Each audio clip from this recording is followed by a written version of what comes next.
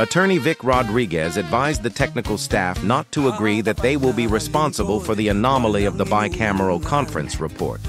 Hindi ako naniniwala na mga miyembro ng technical staff o technical working group ng mga Committee on Appropriation ng House of Representatives at Committee on Finance ng Senadong gumawa niyan.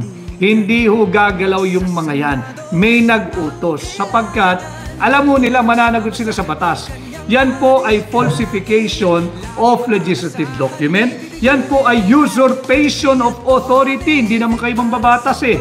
Wala naman sa saligang batas na pwedeng gumalaw ang Bicameral Conference Committee staff, technical working staff, pagdating sa final, ratified, passed, approved, and signed na final Bicameral Conference Committee report. Wala po kayong kapangyarihan. At yan din po ay falsification of legislative proceedings at maaari din nga pong usurpation of authority. So makikita natin kawing-kawing na kasong kriminal.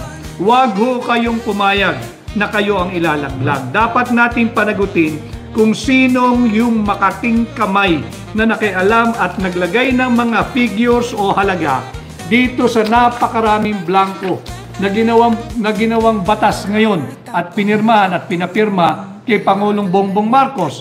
Dapat malinaw ho tayo rito.